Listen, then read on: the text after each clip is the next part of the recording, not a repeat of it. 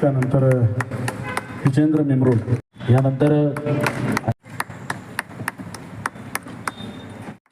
स्वप्नील जाधव यांचा, गणेश गाडगे भैया तुमचा देखील या ठिकाणी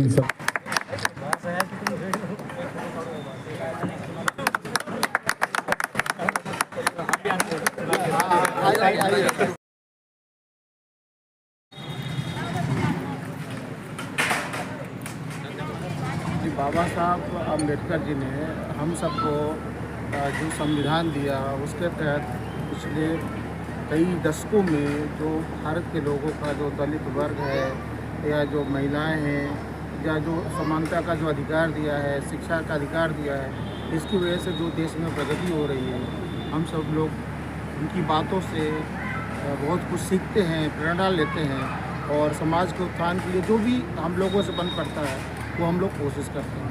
BSNL के इस प्रांगण में हम लोगों ने भी आज कोशिश करी कि युग पुरुषों की जयंती समारोह को हम लोग बड़े उत्साह से मनाएं और उनकी जीवनी से, उनके कार्यशैली से प्रेरणा लें और समाज के लिए और साथ में अगर BSNL के लिए हम लोग कुछ कर सकते हैं, जो भी हम BSNL करेंगे वो अल्टीमेटली वो गरीबों के लिए होगा। जैसे कि आप सभी लोग जानते हैं, हम लोग जो ज़्यादातर सर्विसेज दे रहे हैं ये सब लोग जानते हैं कि जो रूरल में जो कनेक्टिविटी है वो BSNL की है और रूरल में ज़्यादातर जो प्राइवेट ऑपरेटर्स हैं वो जाते नहीं हैं क्योंकि वहाँ पे उनका बहुत ज़्यादा रेवेन्यू मिलता नहीं है। लेकिन जो BSNL है वो भारत सरकार की कंपनी है और हम लोगों का ये दायित्व तो बनता है कि गरीब इलाकों में, पिछड़े इलाकों में और जो हमारे चाहे वो आदिवासी इलाके हो चाहे हिली टेरेंस हो, वहाँ पे हम सब लोग टेलीकॉम की सर्विस दे सकें और समाज के हर तबके को टेलीकॉम क्रांति से जोड़ सके। और जैसा कि आप सभी लोग जानते हैं कि मोबाइल आज की डेट में एक बेसिक नीड बन गई है। बगैर डेटा का किसी का काम नहीं हो रहा है। डेटा सस्ता रहे, सब लोगों को सुगम से उपलब्ध रहे, हर टेरेन में ये सर्विस मिलती रहे और सबसे बड़ी बात है कम दरों पे उपलब्ध रहे।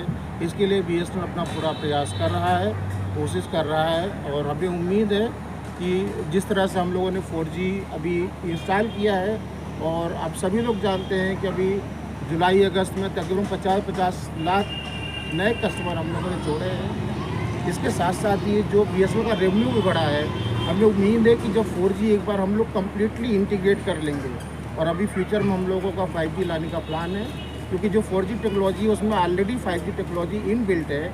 जैसे ही हम लोग 4G का रोल आउट कम्प्लीट करेंगे और हम लोग सर्विसेज को बेहतर बनाने की कोशिश करेंगे और जब कस्टमर हमारे साथ जो अभी जुड़ा हुआ है उसको अच्छी सर्विस मिलेगी, हमें उम्मीद है कि BSNL प्रगति के पथ पे जाएगा और दूर दराज के जो भी क्षेत्र हैं या शहरी क्षेत्र हैं, हम सब लोग उनको अच्छी से अच्छी सर्विस देंगे। दूसरे कंपनी की तुलना में हम BSNL कहाँ पीछे गिर रहा है, सर्विस के मायने में या रेट के मायने में या एम्प्लॉयज़ कम है आपके बारे में, क्यों ऐसा? और सब तरफ जहाँ BSNL का इतना नाम था 20-25 साल पहले, अभी क्यों इतना पीछा हो रहा है? एक्चुअली हम लोगों ने देखिए शुरू से अगर आप शुरू की बात करें तो पूरे देश पे जो भी सर्विस थी वो पहले BSNL ही दे रही थी। बाद में जो प्राइवेट कंपनी आई उनको भी सरकार ने प्रमोट किया कि जल्दी से जल्दी जो ग्रामीण इलाके हैं, शहरी इलाके हैं, सारे तबके को टेलीकॉम की सुविधा आसानी से मिले क्योंकि अगर गवर्नमेंट इस पार्ट में रहती तो समय लगता। इस वजह से उन्होंने प्राइवेट ऑपरेटर को भी इसमें भागीदारी करने का मौका दिया। जब तक 2G 3G था हम लोग बराबर उनको कम्पीट कर रहे थे, लेकिन ऐसा कुछ हुआ कि हम लोगों को जो 4G का जो लाइसेंस था वो हम लोगों को नहीं मिला, थोड़ा देर में मिला। इसकी वजह से प्राइवेट ऑपरेटर आज की डेट में थोड़ा आगे हो गए हैं, लेकिन अभी हमें वो सब चीज़ें जो लाइसेंस है वो भी मिल गया है, हमें जो BTS है वो भी मिल गया है। और सबसे खुशी की बात है कि जो आज की डेट में हम लोग टेक्नोलॉजी यूज़ कर रहे हैं वो मेड इन इंडिया टेक्नोलॉजी है। पूरे विश्व में केवल 5 ही कंट्रीज ऐसे हैं जिनके पास ये सुविधा उपलब्ध है। तो अगर ये मेड इन टेक्नोलॉजी हम लोगों की सफल हो जाती है, इसके तहत हम कनेक्टिविटी दे पाते हैं, तो हमें उम्मीद है कि बहुत जल्दी इस टेक्नोलॉजी का जो फ़ायदा है वो अपने देश के साथ साथ दूसरे देश के लोगों को भी मिल सकता है अगर ये टेक्नोलॉजी सक्सेसफुल होती है। और क्योंकि ये चूँकि मेड इन इंडिया है तो हमें उम्मीद भी है कि दूसरे देशों से कम दर पे उपलब्ध है। Thank you sir. भीमाचे लोक आम्ही वामन करी, अहो भीमाचे लोक आम्ही वामन करी, सारे सारे लोक आम्ही वामन करी, सारे सारे लोक आम्ही वामन करी। ये जो गीत है भारतवर्ष के बहुत मशहूर ऐसे कवि है वामन दादा करडक, जिन्होंने इन सभी महापुरुषों का विचार गांव कूचों में जाकर घर घर में पहुंचाया। ऐसे वामन दादा करडक, इनका ये गीत है, उनके प्रति एक छोटा सा शेर पेश कर रहा हूं कि बुद्ध और भीम को बोता था वामन, बुद्ध और भीम को बोता था वामन, बस पल दो पल ही तो सोता था वामन। बुद्ध और भीम को बोता था वामन, बस पल दो पल ही तो सोता था वामन। गरीबों में जा करके, गरीबों में गा करके, गरीबों में जा करके, गरीबों में गा करके, गरीबों की हालत पे रोता था वामन, गरीबों की हालत पे रोता था वामन।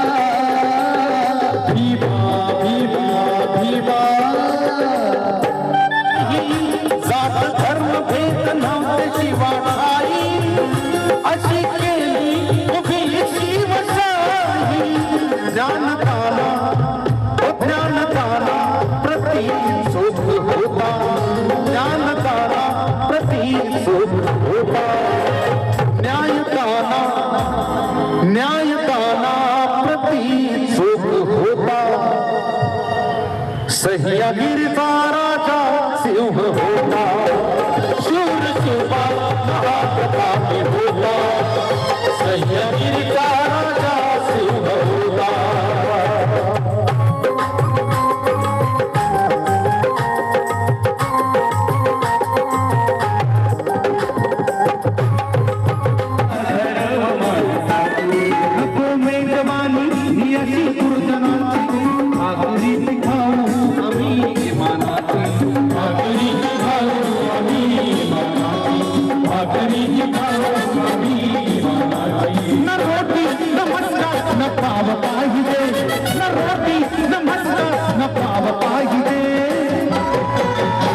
पण तुझा मला पाहिजे, पण तुझा मला पाहिजे, पण तुझा मला पाहिजे, न भाला न परची न गाव पाहिजे, न भाला न परची न गाव पाहिजे।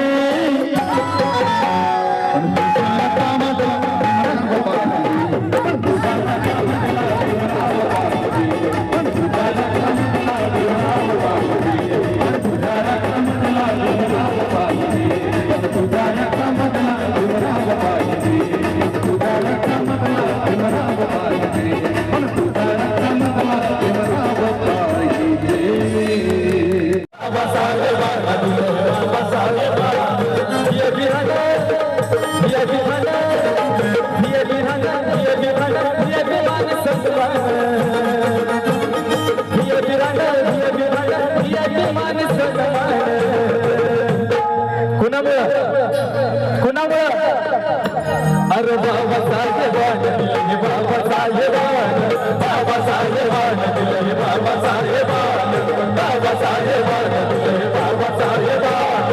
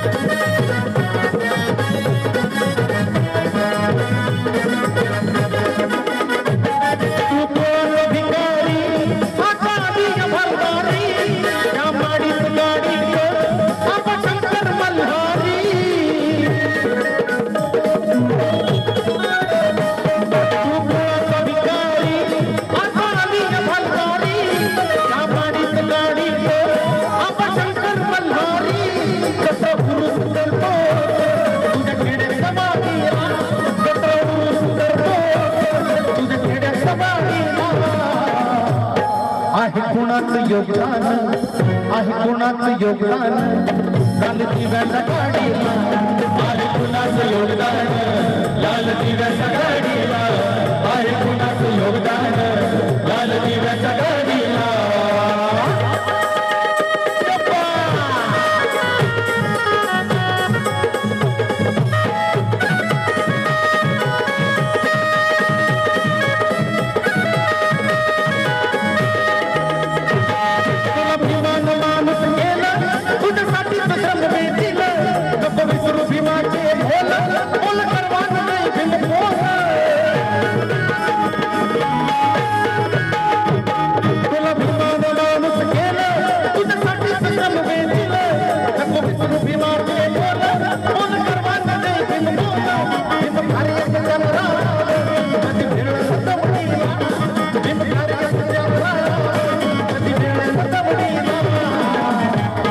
आहे कुणाचं योगदान आहे कुणाचं योगदान लाल दिव्याच्या गाडीला आहे कुणाचं योगदान लाल दिव्याच्या गाडीला आज डॉक्टर बाबासाहेब आंबेडकरांची 134वी जयंती आम्ही भारतीय औरंगाबाद बेशनतर्फे साजरी करण्यात आली. यामध्ये प्रमुख वक्ते म्हणून वाल्मिक सर होते. प्रकल्प डॉक्टर बाबासाहेब आंबेडकर विद्यापीठाचे हे आमच्या प्रमुख वक्ते होते आणि या कार्यक्रमात अध्यक्ष आमचे BEDचे general manager doctor Sanjay Kumar Kesanwane होते. आणि या कार्यक्रमामध्ये संयुक्त जयंतीमध्ये आमचे वडबारे असो किंवा आमचे इतर सदस्य असो म्हणजे बागल असो वाघ असो या सगळ्या लोकांनी सहभाग घेतला आणि सुंदर रीतीने प्रोग्राम साजरा केला. त्याचबरोबर आम्ही मनोरंजन कार्यक्रम साजरा केला. कुणाल पराजे यांचा आम्ही ऑर्केस्ट्रा आणि बाबासाहेबावर आणि इतर शिवरायावर भीमगीताचा कार्यक्रम आणि शिवरायाच्या वर आम्ही गाण्याचा प्रोग्राम घेतला. त्याबद्दल आमच्या सर्व समितीनं मंत्रमुग्ध होऊन पूर्ण दिवसभर काम केलं आणि हा प्रोग्राम यशस्वी केला. आणि त्याबद्दल मी सर्व माझ्या BSN परिवारातर्फे सर्वांचे आभार मानतो. आणि हा कार्यक्रम सगळ्यापैकी चांगला सुंदरपणे साजरा केला त्याबद्दल मी सगळ्यांचे धन्यवाद मानतो. आपलं नाव सर? मी Rajendra Gaikwad, assistant general manager Aurangabad शहर.